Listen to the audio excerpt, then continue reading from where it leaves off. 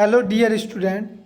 तो आज हम मैग्नेट चैप्टर के कुछ इम्पोर्टेंट क्वेश्चन लेंगे जो आपके एग्ज़ाम पर्पज़ के लिए बहुत इम्पोर्टेंट है। यह क्वेश्चन इलेक्ट्रीशियन फर्स्ट ईयर और सेकेंड ईयर दोनों के लिए बहुत बहुत इम्पोर्टेंट है, इसीलिए मैंने इनको कंबाइन लिया है जिससे किसी को प्रॉब्लम ना हो। सबसे पहले बात करते हैं क्वेश्चन नंबर फर्स्ट की। कह रहा है निम्न में कौन सी धातु अनुचुंबकीय पदार्थ के अंतर्गत आती है। पहले हम तीन तरह के मैग्नेटिक मटेरियल होते हैं। पहले बात करते हैं हम फेरोमैग्नेटिक, ठीक है। दूसरा होता है आपका पैरामैग्नेटिक, तीसरा होता है डाईमैग्नेटिक। हिंदी में कहें तो लो चुंबकीय, ये क्या होते हैं अनुचुंबकीय, और ये प्रतिचुंबकीय। बात समझ में आई। तो जो लोहे चुंबकीय मटेरियल होते हैं इनकी चुंबकशीलता या परमीबिलिटी म्यू बहुत अधिक होती है, मतलब 10 से लेके 1000 के बीच। बात समझ में आई। इनकी परमेबिलिटी क्या होती है 10 से 1000 के बीच, और इनमें चुंबकीय गुण बहुत अधिक होता है। ये वस्तु को आसानी से अपनी ओर खींच लेते हैं। पैरामैग्नेटिक मटेरियल वे मटेरियल होते हैं जिनकी चुंबकशीलता या परमेबिलिटी 1 से अधिक होती है, एक से कुछ अधिक होती है, ठीक है,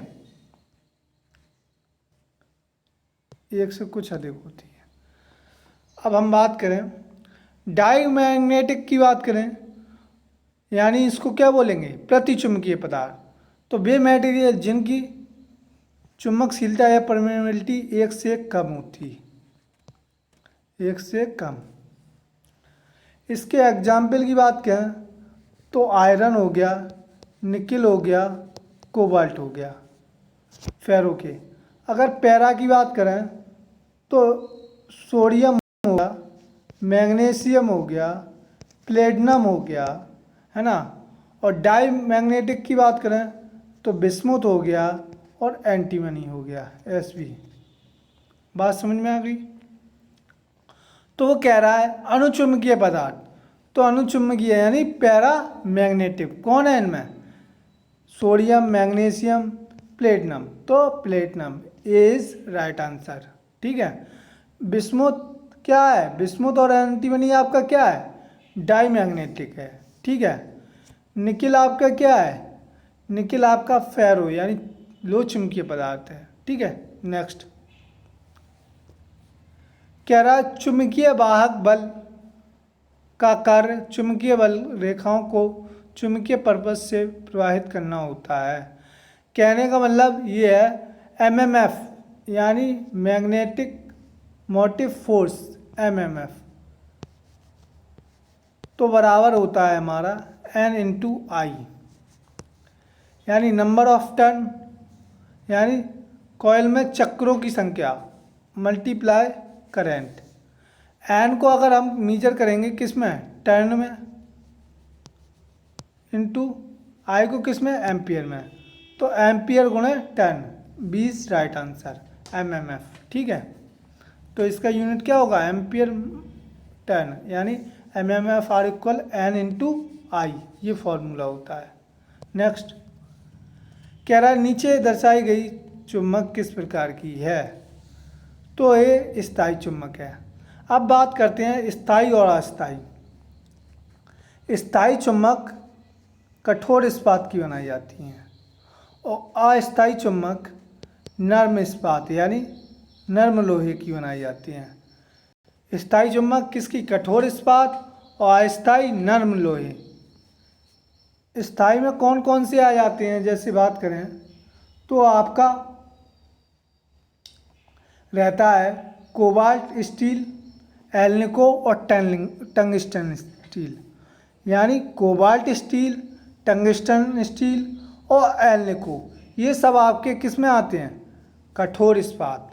नर्म इस्पात की बात करें या नर्म लोहे की बात करें जिसके अस्थायी चुंबक बनाए जाते हैं, तो नर्म इस्पात में आता है आपका सिलिकॉन स्टील। क्या? नर्म इस्पात में आता है सिलिकॉन स्टील। ये चीज़ याद रखना। स्थायी में आपका क्या आता है? निकिल, है ना, कोबाल्ट स्टील, एल्निको और टंगस्टन। अगर ये अस्थायी की बात करें तो नर्म लोहे या नर्म इस्पात में क्या आता है? Silicon steel. ठीक है, तो D is right answer. Next कह रहा है चुंबकीय वक्र सौतेल्य वक्र प्रयोग किए जाते हैं, तो भंवर धारा क्षति या सौतेल्य क्षति दोनों को मान का निर्धारण करने में किया जाता है। भंवर धारा क्या होती है? एक्चुअली जो कॉइल्स रहती है कॉपर की, उसमें उसकी क्रोड में जो लॉस होता है उसी को हम क्या बोलेंगे? भंवर धारा यानी एडी करंट। ठीक है, और जो लोहे की क्रोड रहती है उसमें जो लॉस होता है उसको हम क्या बोलेंगे? सौतेल्य हानि। नेक्स्ट कह रहा है चित्र में दर्शाया गया यंत्र है चुंबकीय सुई। चुंबकीय सुई से हम क्या करेंगे? दिशा ज्ञात कर लेते हैं, नॉर्थ साउथ। ठीक है, नेक्स्ट कह रहा है चुंबक अर्थात मैग्नेटाइट का सूत्र है, तो मैग्नेटाइट का क्या सूत्र है? Fe3O4। एक्चुअली में ये सब आयरन के क्या हैं? रासायनिक सूत्र हैं, यानी कह सकते हैं केमिकल फॉर्मूले हैं। ठीक है, लेकिन वो एक्चुअली किसका पूछ रहा है? मैग्नेटाइट एस्क, है ना, जो मैग्नेटाइट मिनरल्स है उसका रासायनिक सूत्र पूछ रहा है। तो Fe3O4 ये क्या है? Ferrous sulphate. ये क्या है? फेरिक नाइट्रेट और ये फेरिक क्लोराइड। ये चीज़ें ऑर्डिनेंस फैक्ट्री में आया हुआ है क्वेश्चन, बहुत इम्पोर्टेंट है। तो फेरस सल्फेट का ये है, फेर नाइट्रेट का ये, फेरिक क्लोराइड ये, बट वो मैग्नेटाइट, तो ये इज राइट आंसर। नेक्स्ट निम्न में कौन सा पदार्थ कृत्रिम चुंबक बनाने हेतु उपयुक्त होता नहीं है? उपयुक्त नहीं है तो वो आपका क्या है? नर्म लोहा। क्यों? हमने बताया था नर्म लोहा का यूज किस में बना किया जाता है? अस्थायी चुंबक बनाने में। ठीक है, जो सिलिकॉन स्टील के यूज से होता है।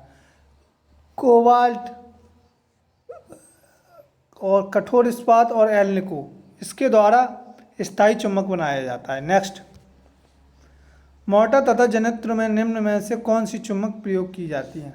अस्थायी चुंबक प्रयोग की जाती है जो सिलिकॉन स्टील से बनी होती है। ठीक है, नेक्स्ट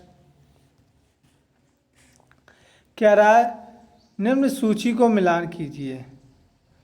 तो देखिए पहले हम बात करते हैं, जिस प्रकार अगर हम मैग्नेटिक परपथ लें और इलेक्ट्रिक परपथ, magnetic circuit and electrical circuit, बात समझना। जिस तरह इलेक्ट्रिकल सर्किट में करंट होता है उसी तरह मैग्नेटिक सर्किट में क्या होता है? Flux phi. तो मिला लो A4 से। ठीक है, यानी फ्लक्स किससे हो गया? करंट से। जिस प्रकार इलेक्ट्रिकल सर्किट में रेजिस्टेंस होता है उसी प्रकार मैग्नेटिक सर्किट में क्या होता है? रिलक्टेंस एस होता है, जिसका फॉर्मूला होता है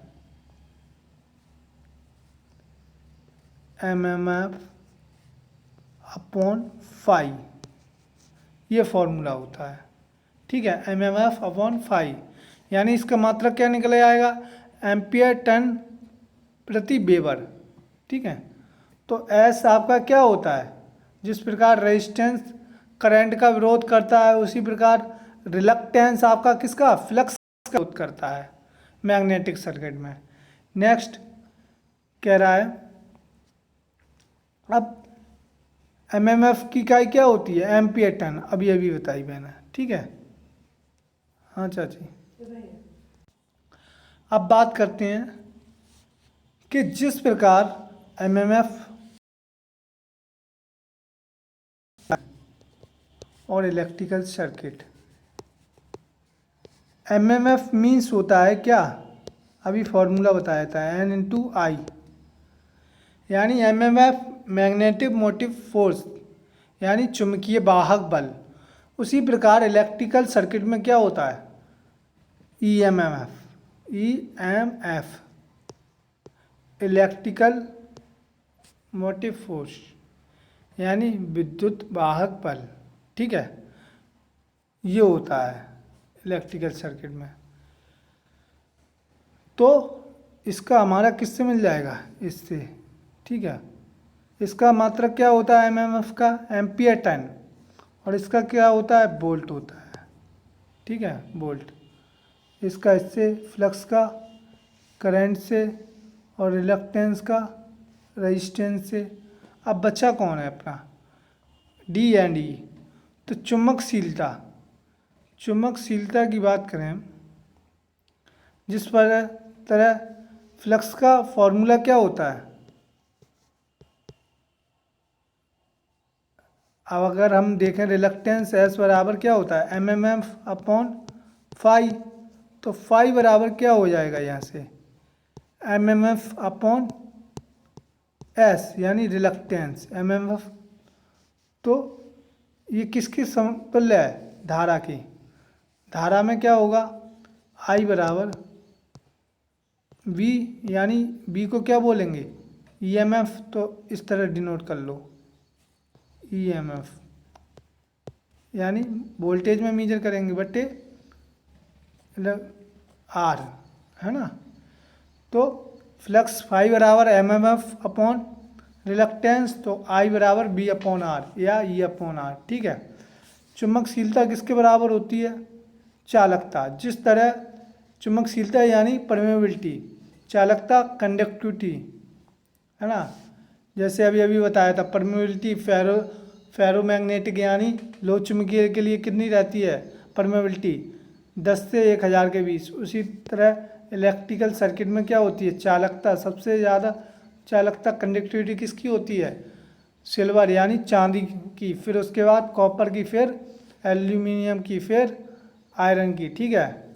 इसी प्रकार इसमें किसकी होती है चुंबकशीलता सबसे अधिक, लो चुंबकीय पदार्थ की, फिर अनुचुंबकीय, फिर किसकी होती है आपकी डाईमैग्नेटिक। नेक्स्ट कह रहा है निम्न में से कौन सा अचालक नहीं है, अचालक मतलब इंसुलेटर नहीं है। तो शीशा आपका इंसुलेटर नहीं है क्योंकि इसमें करंट फ्लो हो जाता है, ठीक है, बाकी सब इंसुलेटर है। निम्न में से कौन सा लचीला अचालक इंसुलेटर नहीं है, अचालक मतलब इंसुलेटर जिसमें करंट फ्लो ना हो, है ना, करंट फ्लो ना हो, लेकिन फाइबर है ऐसा नहीं है लचीला, ठीक है, बाकी सब लचीले हैं, ठीक है। नेक्स्ट, तो ये क्वेश्चन थे। आई होप आपको समझ में आया हो, तो वीडियो को लाइक, सब्सक्राइब और शेयर करें।